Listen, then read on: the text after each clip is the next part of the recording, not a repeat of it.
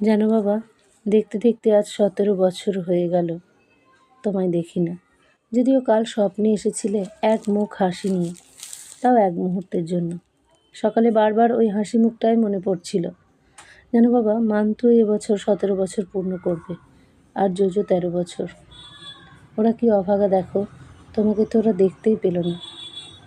আমার মাতৃত্বের স্বাদ পাওয়ার আগেই কি তোমাকে চলে যেতে হলো? কী বা ক্ষতি হতো যদি আরও কিছুদিন এই সংসারের মায়ায় জড়িয়ে থাকতে? তুমি তো চিরশান্তির দেশে চলে গেলে, কিন্তু পারলে কি আমাদের ছেড়ে থাকতে? আছো সব সময় আমাদের সাথে। আজ সবাই আজকের দিনটা পালন করছে জানো। আমি যদিও কোনো কিছুতেই নেই। সকাল থেকে এইসব হাজারো কথা মনে হচ্ছে, তাই পেনটা নিয়ে বসে পড়লাম।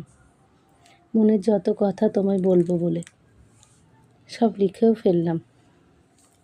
সোশ্যাল মিডিয়ায় পোস্ট করব। যদি পরজন্ম বলে কিছু থাকে, তুমি কোথাও থেকে থাকো, শুনবে আমার এই কথা। নিজের মেয়ের কথা না মনে থাকলেও কোনো এক পিতৃহারা সন্তানের কথা শুনে তোমার চোখে হয়তো জল আসবে। যখন ছোট ছিলাম, দাদা দিদিদের সাথে ঝগড়া মারামারি হতো, তারপর তোমার কাছে নালিশ যেত। তুমি বলতে রিমি কোনো দোষ করতেই পারে না, নিশ্চয়ই তোরা ওর সাথে কিছু করেছিস। আবারও যদি তুমি ওদের বলে দিতে পারতে যে রিমি কোনো দোষ করতেই পারে না, তোরা নিশ্চয়ই ওর সাথে কিছু করেছিস। জানো বাবা, তুমি ছাড়া আর কেউ নেই আমার। তুমি সবসময় আমাকে আগলে রেখো। তোমাকে একটুও মিস করি না জানো। তুমি তো আমার রক্তে আছো, আমার প্রতিটা ভাবনায়, আমার প্রত্যেকটা মুহূর্তে আমার সাথেই আছো। শুধু তুমি আমাকে আর ওই নরকে ওদের মতো ফিরে যেতে বলো না। অনেকে জেনেও না জানার ভান করে জানো, কিন্তু তুমি তো জানো কেন আমি এই ডিসিশন নিয়েছি।